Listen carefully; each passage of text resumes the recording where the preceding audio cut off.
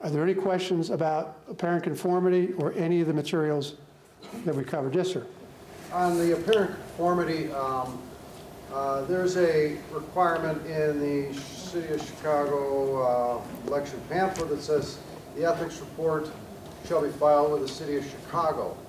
And there's no reference to a receipt being given for an ethics report. And this is, the ethics department is located a long way from City Hall, out in 740 something North Sedgwick. There's a separate office.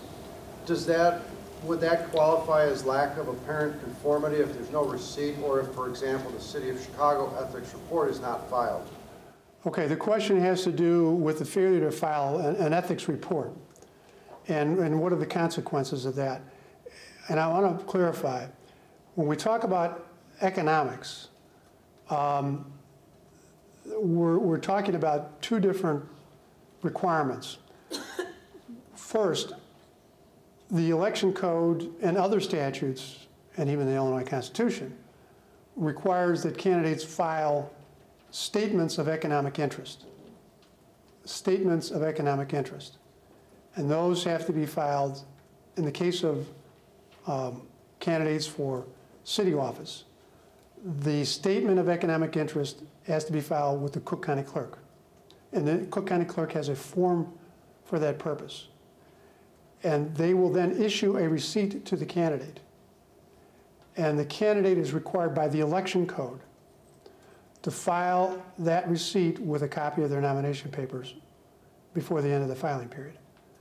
That is what I was mentioning earlier about the case law in Illinois being pretty clear. If you don't file that, it's a fatal flaw as far as your nomination papers are concerned. There is a second aspect of this. The City of Chicago has adopted an ordinance, and it requires that, among other things, that candidates for city office, alderman, mayor, clerks, treasurer, file certain reports. Those reports are filed with the City Board of Ethics, which is an independent agency. It's not connected with the Board of Election Commissioners at all. It's a separate board that exists and is responsible for City of Chicago employees and candidates for city office. So that ordinance imposes certain requirements on candidates to file reports with the Board of Ethics. There's no requirement that you file that document with your nomination papers. There's no requirement that you even file a receipt if one exists for those documents. That, for the most part, has been considered totally unrelated to your candidate nomination papers.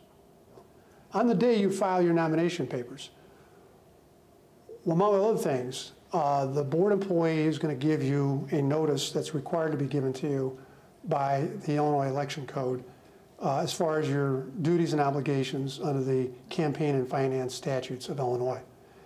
And it's just a notice, and we're going to provide you with a copy of the notice.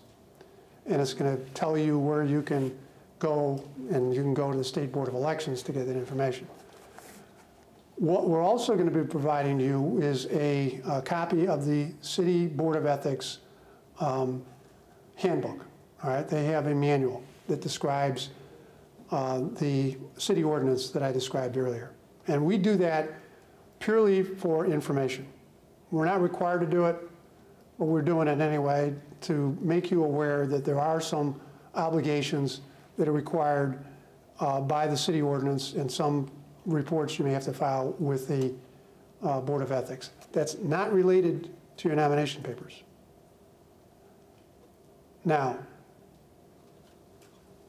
there may be some arguments that we're going to hear this season about how a failure to report certain things may affect your right to be on the ballot. And we'll entertain those arguments as we come close to it. But we've had decisions, Electoral Board decisions of our board that have stated that any failure to comply with the city ordinance does not affect your right to be on the ballot. Finally, the actual actual receipt or a copy of this? The receipt, the actual receipt. Is there, I'm sorry. The question was, do you file the actual receipt or can you file a copy of the receipt? And the answer was you file the actual receipt. Yes, sir. well, even what I've gotten, it's just a photocopy of, you know, of the original yellow form. I haven't gotten like anything other than a photocopy.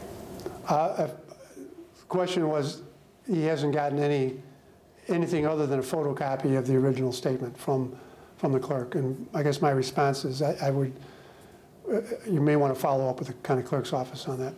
Okay? Okay. You didn't mean to say that the actual piece of paper has to be filed, but a photocopy of the receipt is sufficient. The law requires that the receipt, in whatever form the county clerk issues it, needs to be filed with your nomination papers. If they give you a copy of your statement with a stamp from the clerk's office, signifying the date and time when that was filed with the clerk's office, and that is their receipt, then that's what you need to file with your nomination papers.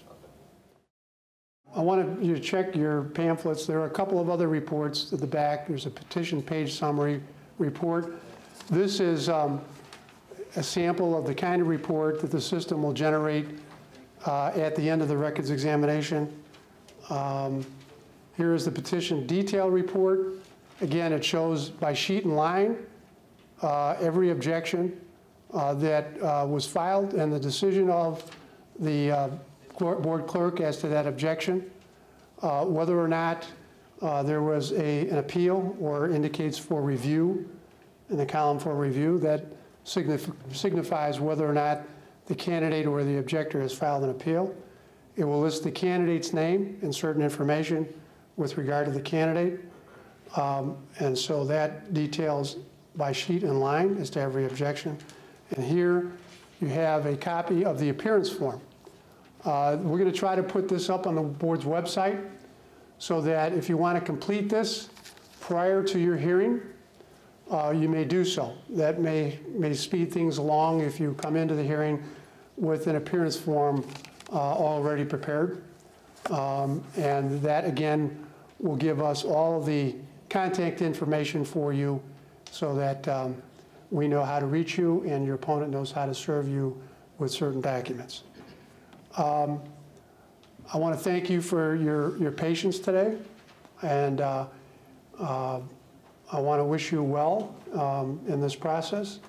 I am usually available at the Board of Election Commissioners, and you can call me, and if you have any questions, I'll be glad to answer them. I'll be around here after we conclude today. I'll be glad to answer any questions you might have. And I want to thank you, and good luck to all of you. Thank you, folks.